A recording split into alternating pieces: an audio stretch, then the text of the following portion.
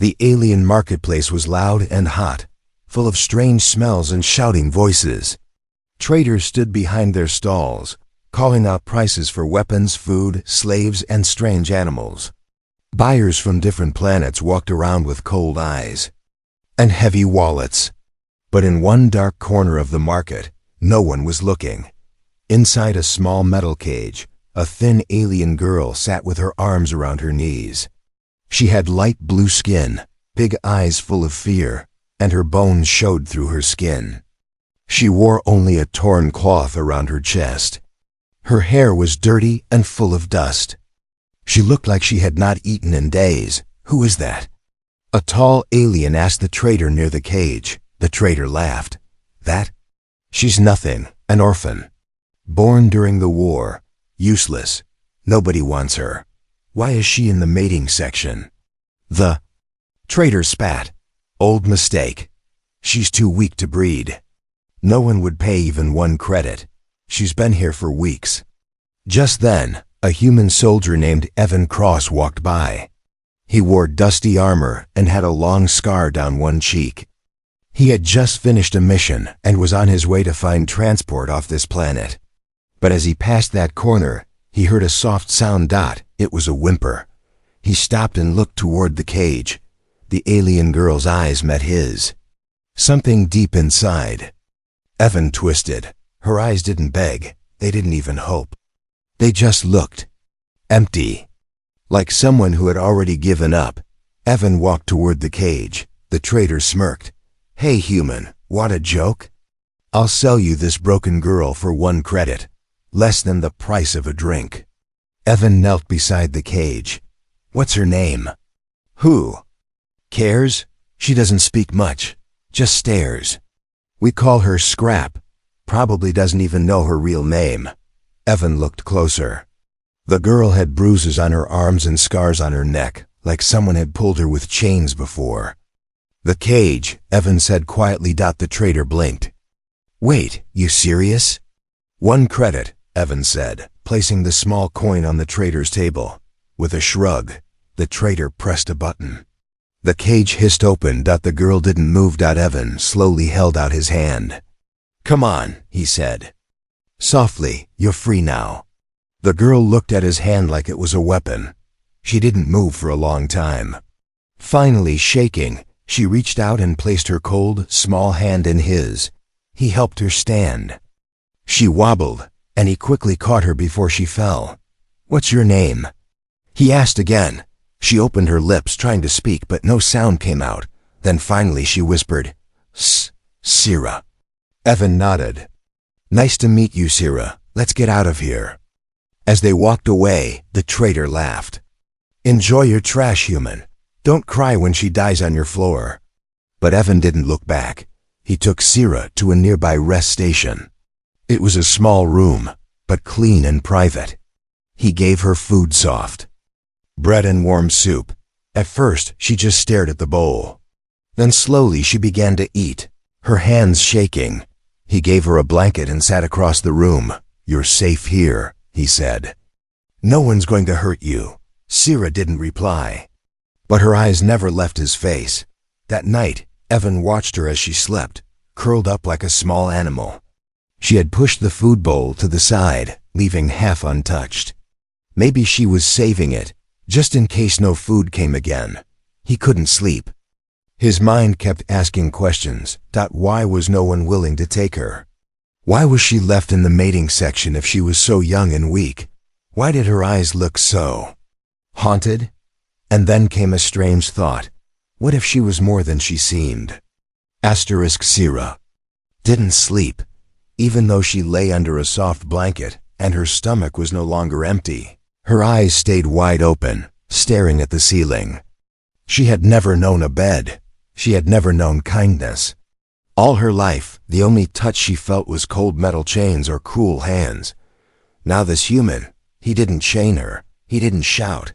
He even gave her food. She didn't understand why. Across the room, Evan sat with his back against the wall, watching her carefully, not like a master, but like a guard.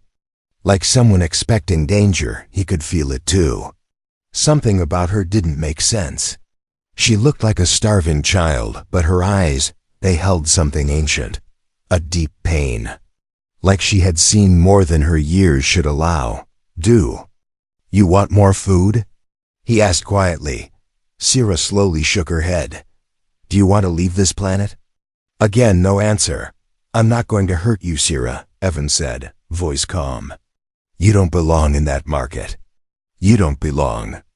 In a cage, her voice was like dry wind. Then why? Why did you take me? Evan didn't answer right away.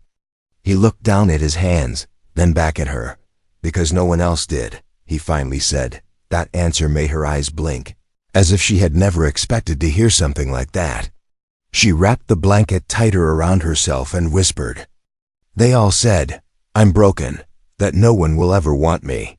Evan got up and walked to the small window. The stars outside blinked like cold eyes.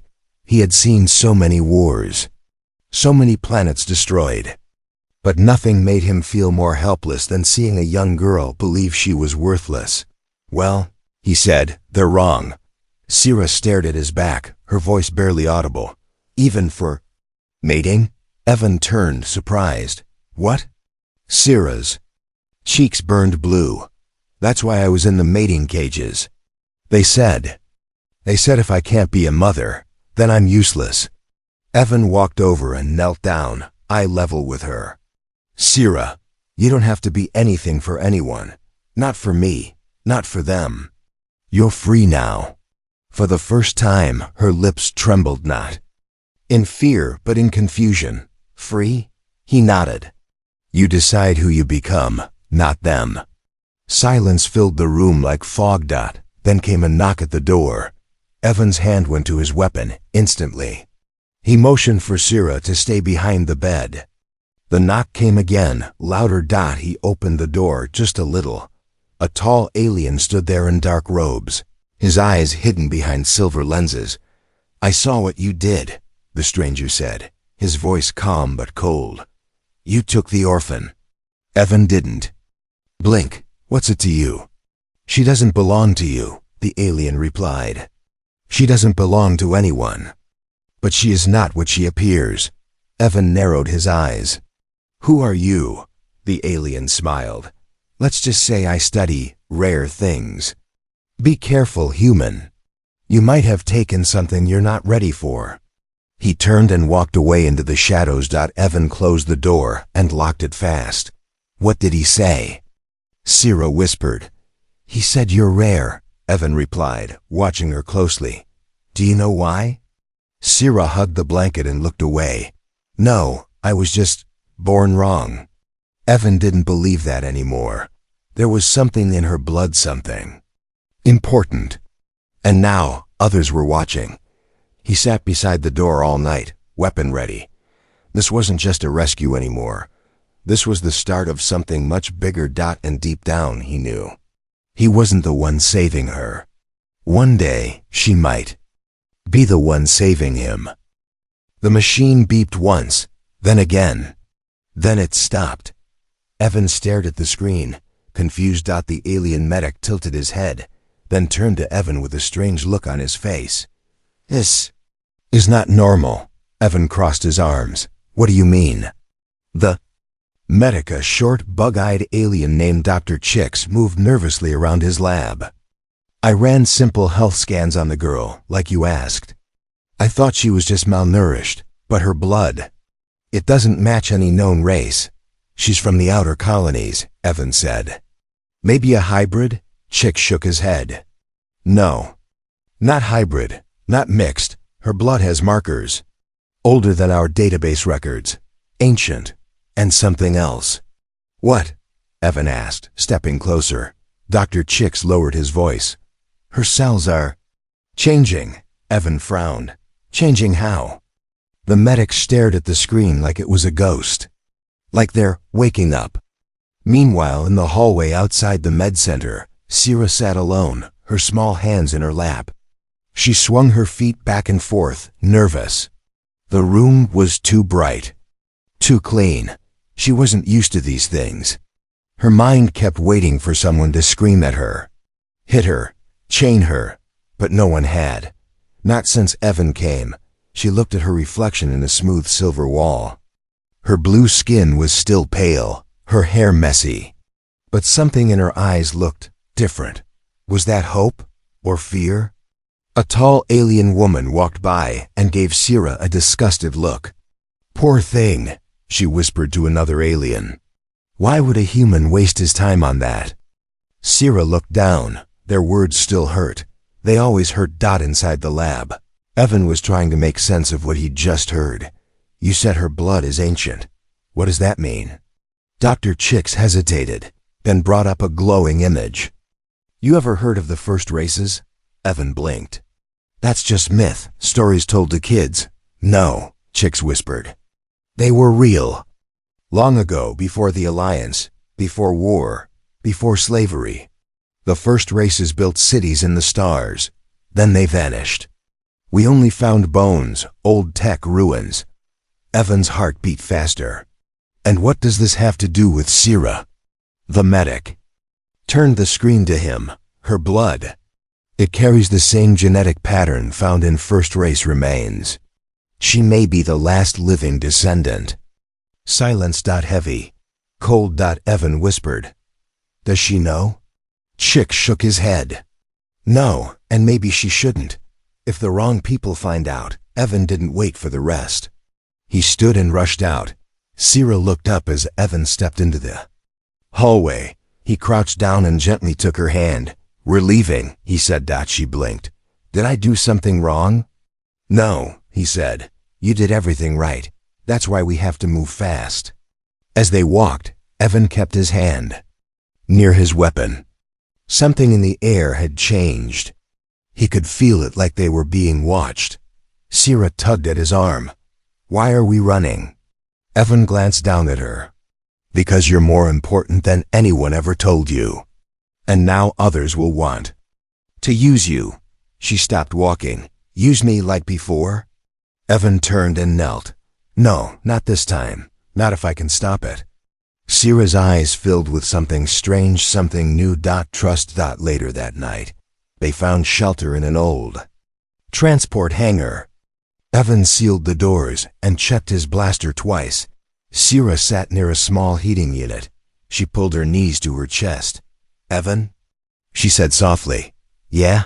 Do you think I'm broken?" He paused, then walked over and sat beside her. "No, I think you're stronger than you know." She looked into his eyes. "Even if I can't be like others?" He smiled. "That's exactly why you matter." She didn't understand it all yet. But for the first time in her life, she believed him. And far above them, hidden ships circled in the night sky, silent, watching, because now they knew she was alive, and they were coming for her. The scream wasn't human. It echoed through the walls of the old hangar, high-pitched, twisted, unnatural. Evan shot up from his sleep, gun in hand. The sound had come from the far corner. Sierra?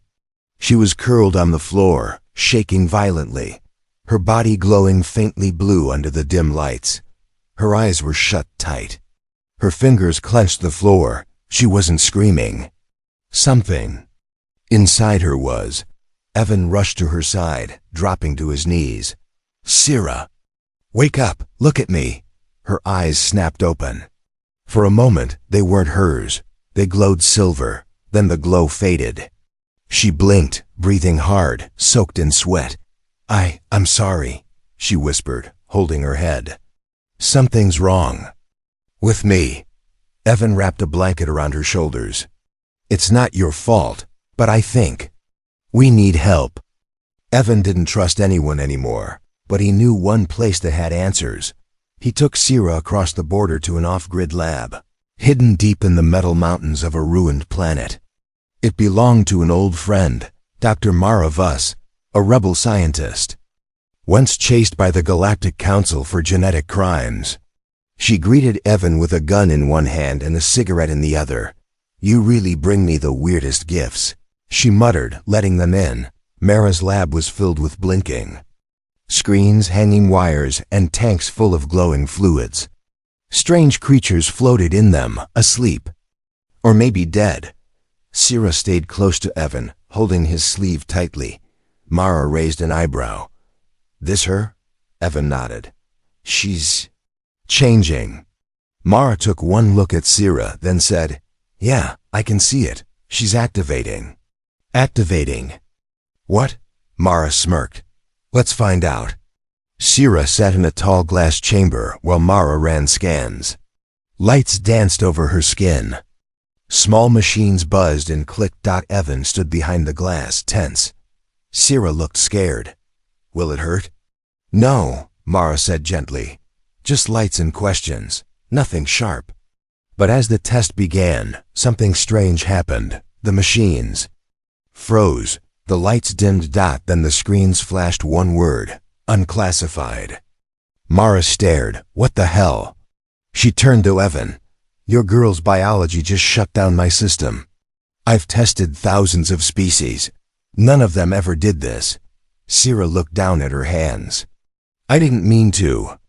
It's not your fault, Mara said, her voice more serious now. It means your body is protecting secrets, deep ones. She leaned close to Evan. You're not just protecting a girl, Evan. You're protecting a key to something ancient. Evan frowned. A key to what? But Mara didn't answer. The power flickered again. Then a beeping alarm went off. Unauthorized scan detected, said a robotic voice. Someone's trying to tap into my lab, Mara hissed, rushing to the console. From orbit, they found her. Evan grabbed Sira from the chamber and pulled her close. We have to go. Mara threw him a small drive. Take this. It has her results. And Evan, don't let them take her alive. If they get her, they'll crack her open. Sira trembled in Evan's arms. Why are they doing this? Evan held her tighter, because they're afraid of what you are, and what you'll become. Outside the lab, the ground shook. A ship had landed. Black armored soldiers marched toward the entrance, carrying stun rifles and electric nets. Evan kicked open the back door. This way. They ran through the icy canyons, Sira stumbling beside him. The soldiers spotted them. Target acquired. Blaster fire lit up the night. Evan dove behind rocks, returning fire. Sira crouched behind him, eyes wide. Then something inside her snapped. She stood up. Her hands began to glow. A pulse of energy shot from her body like a wave, throwing the soldiers off their feet. Silence. Evan stared in shock. Sira looked at her. Glowing fingers. I didn't know I could do that. Evan put a hand on her shoulder. Neither did they. They ran into the shadows, vanishing into the mountains. But now it was clear. Sira wasn't just rare. She was powerful. And every power in the galaxy would come to claim her. The rain wasn't water. It was black, oily, and smelled like fire. Sira stood under the broken roof of an abandoned outpost, watching the strange sky cry. Each drop hissed as it touched the ground. The world around them was dying, but it was the quiet inside her that scared her more. She was changing. She didn't know how, and she was afraid. Evan would one day look at her the same way everyone else had, like a weapon, not a person. Behind her, Evan was building a small fire with broken tech, parts and dry cables. The old outpost had nothing but rust, but it was enough to keep them hidden for now. You okay? He asked, glancing at her. Sira turned slowly. I don't know. Evan stood and walked over. Your hands are still shaking. I saw their faces, she whispered, when I used whatever that was. They looked at me like I was a monster. You saved our lives. But I didn't mean to. What if next time I can't stop it? Evan took her hands gently. Then I'll help you. You're not alone, Sira. She looked at him, her voice small. Why do you care so much? He gave a sad smile. Because once I was like you. Lost, afraid. No one saw worth in me, until one person did. And it changed everything. Sira sat beside him near the fire. For a long time, neither of them spoke. The wind outside howled like a beast. The black rain kept falling. Then Sira said something she hadn't told anyone, not even herself. They tried to make me mate. When I was younger, Evan didn't move. He listened. Sira's voice trembled. The traders said my body was made for breeding, but the others refused, said I was weak. Said I was cursed. Evan closed his eyes for a second, the rage inside him burning like the fire. But when he looked at her again, his voice was calm. You are not cursed, and you are not an object. Sira wiped her eyes. Then what am I? He leaned forward softly. You're someone who survived. That makes you powerful. She rested, her head on his shoulder, and for the first time, Evan saw her truly sleep, not in fear, but in peace. But peace never lasted long. In the middle of the night, Evan woke with a start. The fire was out. The air felt wrong. He reached for his weapon. Sira was still sleeping, but something moved outside the outpost. A soft scratching sound, then whispers. Not in a language he knew, but in Sira's voice. He stepped to the door and looked out. Nothing. He turned back and froze. Sira was standing up now, but her eyes were closed. She was sleepwalking, speaking in that same strange language. Sira? He whispered. She didn't respond. She walked slowly to the wall, placed her glowing hand on it, and the wall cracked open like it was paper. Behind it was a hidden chamber. Evan stepped forward carefully. Room inside was full of symbols and carvings, ancient, glowing slightly in the dark. It looked like it hadn't been opened in centuries. Sira collapsed to her knees. Evan rushed to her. Sira! Her eyes opened slowly, confused. What happened? You just opened that wall. Like it was nothing. She looked at the chamber, then back at him. I don't remember. He helped her stand. Whatever's inside, it was calling to you. And in the center of the chamber, a single symbol pulsed red. A warning, a name, the Ascendant. Evan whispered. Sira, this is connected to you. Sira took a step forward, afraid but drawn to it. I think I've been here before, she said softly, in my dreams. Outside, the black rain had stopped, but something worse was coming, something that didn't want her to remember who she really was. It began with silence, not the peaceful kind, but the kind that made even the insects stop moving. No wind, no hum of machines, no sound from the sky. Evan felt it first. He grabbed his weapon and looked at Sira, who stood frozen in the chamber's doorway, eyes wide. They're here, she whispered. Evan didn't ask how she knew. He could feel it too, like the air was holding its breath. A red light flashed across the ceiling, then disappeared, followed by another. Then, the outpost roof exploded. A squad of black-armored soldiers dropped in through the hole, landing in perfect formation. They wore helmets, shaped like beasts, and carried weapons that shimmered with energy. Target located, one of them said. Secure the asset. Evan pulled Sira behind him and fired first. The shot hit one of the soldiers straight in the chest, but the armor absorbed it. They returned fire. The old walls cracked under the impact. Dust flew everywhere. Evan dove behind cover, holding Sira's hand tight. They want you alive, he shouted. That means we have a chance. Sira looked terrified, but she nodded. Can you do the thing again? Evan asked, like before the energy blast. I don't know how. She cried. It just happened. Then let's make it happen again, he said. He stood and fired another shot, drawing the soldiers' attention. Sira closed her eyes, breathing fast, her hand starting to glow faintly. But then a new figure stepped into the room. Not a soldier. Not human. Tall, silver-skinned, and wearing robes that moved like smoke. His eyes glowed red. Evan froze. Sira gasped. That's him, she whispered. He was in my dreams. The figure raised a hand and the soldiers stopped firing. Sira, he said, his voice deep and calm. "You don't know what you are, but I do. Come with me. I'll show you everything." "She's not going anywhere," Evan said, stepping between them. The silver figure didn't even blink. "You protect her. That's noble, but useless. You are a shadow. She is the light. We will take her by choice or by force." Sira stepped forward, shaking. "Why do you want me?" "Because," he said, "you are the ascendant last of the starborn line. Your blood opens doors, wakes machines, speaks to planets. You were never meant to live a quiet life. You were built to rule." Sira backed away. "I don't want that." He tilted his head. "Then you will burn." He raised his hand. Evan shouted, "Now, Sira!"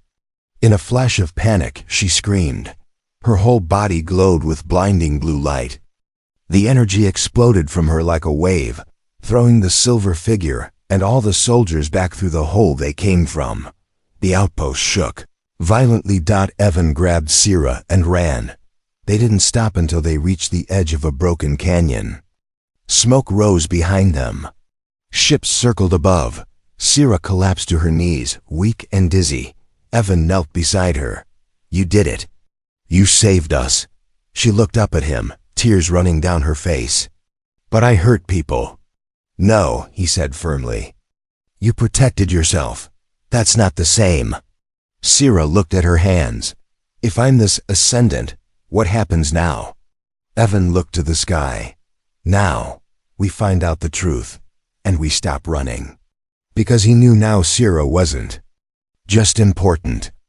She was dangerous, but not to him. To the whole galaxy. The first thing she noticed was the wind. It was soft, not hot, not full of smoke or chemicals, not screaming through broken metal walls. For the first time in her life, Sira felt clean air on her face. They had made it, after weeks of running, hiding, and fighting. Evan had brought her to a hidden human colony on a peaceful green moon far away from the war-torn systems. Evan stood beside her on the grassy hill, arms crossed, watching the children play below. Human and alien kids chased each other, laughing. In the sunshine, Sira couldn't believe it was real. "No cages," she whispered. Evan looked at her and smiled. "No cages." For the first time, she smiled too. But peace was not enough. Not now. Not after what she had learned. Inside her was a power that many wanted to use, but Evan never tried. He never forced, never pushed. He gave her something no one else had ever given. Her choice. Later that evening, the village elders invited Sira into their meeting circle. They had heard what happened, the escape, the glowing energy. The silver-eyed man, one elder, spoke gently. "If what they say is true, you are something more than any of us. You could shape the future." Another added, "You could lead. You could change the way power is used. No more war. No more chains." Sira lowered her head. "I don't know how to lead." Evan stepped into the circle. "But she knows how to care. That's more than most rulers ever learn." The elders nodded. But Sira had one question. "If I stay, if I live here, what if the hunters come back?" Evan looked at her. "Then they'll find we're not afraid anymore. And they'll learn what happens when they push someone who has nothing left to lose." Weeks passed. Sira began helping. In the village, teaching children, healing small wounds with her touch. She laughed. She danced. She learned how to grow food. Her body still changed slowly, but now she controlled it. No more surprise blasts. No more fear of hurting someone. Evan built a small home on the edge of the woods. And Sira chose to live there with him, not as a slave, not as a weapon, but as a person. As herself. One quiet night, Sira stood by the fire, staring into the flames. Evan sat nearby, fixing a power lantern. "Evan," she said softly. "Yeah?" "Back then, in the market, why did you really take me?" He smiled. "I already told you. Tell me again." He looked at her with gentle eyes. "Because no one else did." "And I saw something in your eyes. She stepped closer. And if I had been normal, weak, broken, I still would have chosen you. Tears filled her eyes. Then choose me again. Not because of power, not because of fate, just because you want to. He stood and gently took her hand. I choose you, Sira. Today, tomorrow, always. Months later, the galaxy would hear a strange rumor. That the last child of the first race lived again, hidden, strong, and rising, and beside her was a human. Not a king, not a warrior, but the man who gave her the only thing that ever truly mattered, a choice.